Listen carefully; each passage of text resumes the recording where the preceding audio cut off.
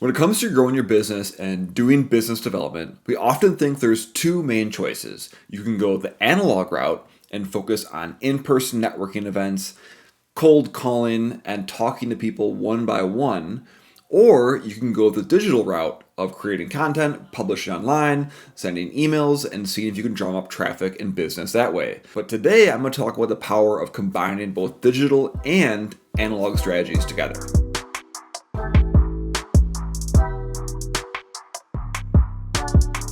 If you like today's video, be sure to like it, smash that subscribe button so you don't miss future content. If you have any questions or comments, leave them down below. We personally respond to them and we love talking to you. In terms of business development, a lot of people have a preference towards either analog approaches or more digital approaches. The analog people, typically the extroverts and people like that, like to go to events, they like to shake hands, they like to talk to people. And this is great in the context of building those one-on-one personal relationships. On the flip side, you have the digital people. Those are the ones who are more comfortable creating content, publishing online, and trying to build an audience. Obviously, a lot of what we talk about in roll-off consulting is that digital strategy side of things and becoming that favorite teacher online. But truthfully, personally, I'm a big proponent of the analog and more traditional sales tactics too, if of course they're used in conjunction with digital strategy. I say this because my family's business, starting from when I was a young kid all the way up until 2021, we ran a commercial printing company.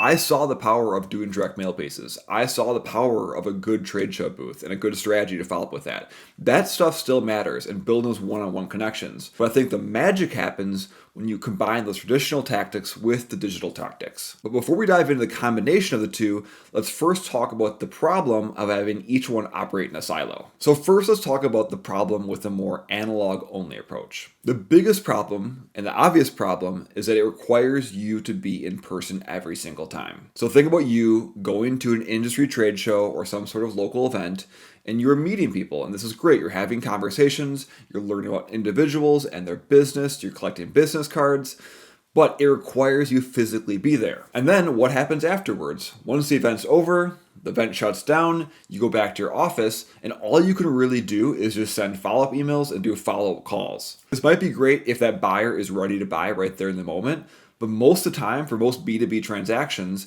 it typically, you might be talking about a 9 or 12-month sales cycle, or maybe even longer than that. And that means that likely the time that you've met them at the event is not the time they need to buy your product or your service. So in the analog world, what can you do? You just hope you see them at a different event to have another casual conversation at the right time. Or you can send that dreaded follow-up email of, I'm just checking in, and hope that it hits at the right time. But more likely than not, that person's going to start to get blind to your messages. You're not going to build that trust, and that will be the end of that relationship. This analog approach can be effective if you're constantly on the road, constantly at events and doing that. But more often than not, this is a grind. I'm working like a dog. On the flip side, doing a digital-only approach is not the right answer either. I find this tends to be the case for people who are more introverted or a little afraid to put themselves out there at an in-person event, so they rely so heavily on doing online content, building an audience that way, and hoping that turns into a high-trust sale. And again, of course, we are huge proponents of doing digital content, but the problem is if you only do that, you can sometimes miss that personal connection. People might feel like they know you because they watch your videos or they see your social posts, but you don't get to meet them one-on-one. You don't get to have that personal relationship that can really be solidified by a good in-person conversation. People might see you as that expert, but they won't have the ability to actually have that action, that thing that happens that causes them to say, yes, let's meet, let's talk about my business and how you might be able to help. Because at the end of the day, followers are not the same as clients. Another problem with a digital-only approach is that it takes time to scale up. It takes time to build an audience. It takes time to build all of that content in a way that actually generates leads for you. Whereas an analog side of things, you can start having conversations with prospects right away that lead to pipeline. So what is the answer? You're going to tell me, right? Of course, it is to combine both digital and analog together to really get that synergistic effect of really building up your pipeline. As an anecdote of what I'm talking about here, we recently had one of our Catalyst community members talk about their experience in creating content and how it performed for them at an actual in-person event. This is a client that's been creating content now for about 9 to 12 months, video content, social posts, email marketing, all the different things that you consider digital strategy. They recently got back from an industry in-person event, something they've been going to on a regular basis, but this time they said it was different. Where in the past they said it was kind of awkward and they had to go up and start conversations with people, introduce themselves, and try and get that networking and in-person thing going. They said this year people were actually coming up to them, commenting to them how much they liked their content, how entertaining it was, how educational it was. And they said this made a huge difference in how successful the event was for them. They felt like they were actually there to meet people who were excited to see them versus that awkward in-person networking event thing where you just hope you can have some good conversations. And I call this out because this is the perfect example of how digital strategy and analog strategy come together. The real benefit here is that you get to start building a reputation before people even get the chance to talk to you in person. They start to feel like they already know you. They realize that you have some level of expertise, maybe that you're entertaining, that you're educational, and they want to meet you. They will see your face walking on the trade show floor, and they will walk up and say, hey, I've seen you on LinkedIn before. But I can't help it that I'm popular. This is much more of a natural introduction than you going up and trying to hand your business card, explaining what you do, and hope that they actually care what you're saying. And this is all before the event.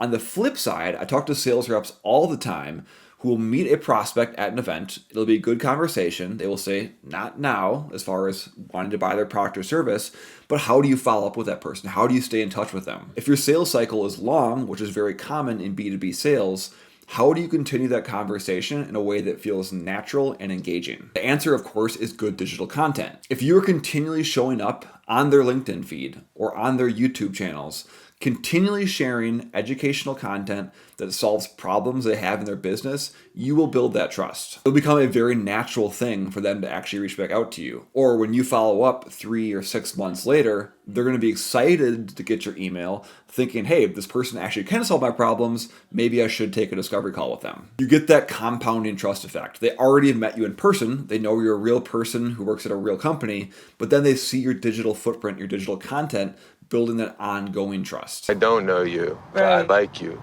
This is what keeps you top of mind in between meetings. We all know that conference season might be in the spring or in the fall, and you might not have a chance to meet people or stay in contact with some of those prospects in between those conferences. This is how you do it. Instead of chasing people at events, you are now nurturing them in between events. I can't drive this point home hard enough that the power of combining both digital and analog is something that everyone in business development, whether you're an entrepreneur, whether you're in sales, whether you're in the marketing team, you need to be doing both. We see this again and again with our clients. And like that story earlier, it is truly a powerful thing to combine meeting people in person and having them follow you online and get that ongoing trust factor. So I encourage you to think about your strategy. Are you leaning too heavily just in traditional analog sales tactics? Or on the flip side, are you only showing up online? And are there some networking events you should be showing up to start building those in-person relationships? Take a look at your calendar over the last 6 months. Also take a look at your calendar in the upcoming 6 months and say, hey,